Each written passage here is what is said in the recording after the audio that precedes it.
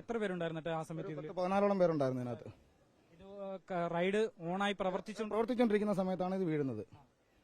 വീണതിന് ശേഷം ഇവിടെ നമ്മളെല്ലാവരും ഓടി വന്ന് ഇവിടെ കൂട്ടത്തിലുള്ള ആളുകളാണ് ഈ സംഭവം ഇത് ലിഫ്റ്റ് ചെയ്ത്. അവര് ഒരു സ്ത്രീ ഉണ്ടായിരുന്നു, ലേഡി ഉണ്ടായിരുന്നു. അവരെ ഇതിനകത്ത് അതിന്റെ അടിഭാഗത്ത് പെട്ടുപോയതാ. അവരെ ലിഫ്റ്റ് ചെയ്താണ് അവരെ എടുത്തുകൊണ്ട് വന്ന് സ്ട്രെച്ചറിന് കൊണ്ടുപോകുന്ന ഒരു ആംബുലൻസ് ഉണ്ടെങ്കിലെല്ലാം ഇത് കൊണ്ടുപോകാൻ പറ്റത്തുള്ളൂ. ഇതുപോലെ ഒരു സംവിധാനം ഉള്ളിടത്ത് ഒരു ആംബുലൻസ് വേണ്ടേ? ഈ ഒരു ആംബുലൻസ് പോലും ഇല്ലാതെ സ്ട്രെച്ചറിനെ കൊണ്ടുവന്നിട്ട് അവരെ പിടിച്ച് അങ്ങോട്ട് വെക്കുമ്പോൾ അവർക്ക് കാലം അവർ നിലവിളിക്കുമായിരുന്നു. അവർ വേറെ ലേഡിക്ക് അവർ തലയുടെ പുറകിലാണ്. അവർക്ക് ബോധം പോയി പൂർണ്ണമായിട്ട്. അവർ അതിനുശേഷമാണ് അവരെ ഇവിടുന്ന് കൊണ്ടുപോകാനുള്ള ഒരു ഫസ്റ്റ് എയ്ഡോ കാര്യങ്ങളോ ഒരു സംവിധാനവും ഇല്ലാതാണ് ഇത് പ്രവർത്തിക്കുന്നത്. വർഷാവർഷം ഫിറ്റ്നസ് ചെയ്യുന്നില്ല. ഇത് നമ്മൾ 800 രൂപ നമ്മൾ ഇത് കൊടുത്തിട്ട് നമ്മൾ ഇതിനകത്ത് കയറുന്നത്. എന്ത് സേഫ്റ്റിയിലാണ് നമ്മൾ ഇതിനകത്ത് നിൽക്കുന്നത്?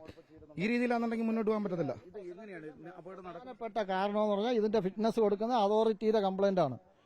ഇത് ഫിറ്റ്നസ് കൊടുക്കുന്ന ആൾക്കാർ എന്തടിസ്ഥാനത്തിലാണ് ഇതിനൊക്കെ ഫിറ്റ്നസ് കൊടുക്കുന്നതെന്നുള്ളത് നമുക്കറിയത്തില്ല. പൊതുജനങ്ങൾക്ക് ഇത് വർക്ക് ചെയ്യുന്നത് മാത്രമേ അറിയാൻ പറ്റൂ. ഇതിന്റെ അടിയിൽ അതാണ് ഞാൻ നേരത്തെയും പറഞ്ഞു, നിങ്ങൾക്ക് കാണാവുന്നതാണ് ആ ആംഗ്ലെയറിന് എത്ര കനമുണ്ടെന്ന് നിങ്ങൾ മനസ്സിലാക്കണം. ആ അടിയിൽ ആകെ ഈ 4 ആംഗ്ലെയറിലാണ് ഈ സാധനം ഇത്രയും വെയിറ്റും കാര്യങ്ങളും. ഇത് വർക്ക് ചെയ്യുമ്പോഴത്തേക്ക് അതിന്റെ എന്തുമാത്രം അതിൽ ആ ഒരു എഫക്ട് വരുമെന്ന് നമ്മൾ മനസ്സിലാക്കണം. ആ ഇരിക്കുന്ന 4 റാളിലാണ് ഈ മൊത്തം പിടിച്ചു നിൽക്കുന്നത്.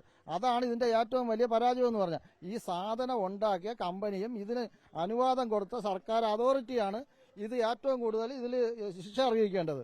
പിന്നെ ഇത് നടത്തിയവരും അതോറിറ്റിക്കാർ ഇത് അനുവാദം കൊടുത്തിട്ട് അതുകൊണ്ടാണ് അവരിത് ഉപയോഗിച്ചിട്ടുള്ളത്. അവരുടെ ലൈസൻസും കാര്യങ്ങളൊക്കെ അത് ബന്ധപ്പെട്ടവർ പരിശോധിക്കേണ്ടതാണ്. അതിനെക്കുറിച്ച് എനിക്കറിയത്തില്ല.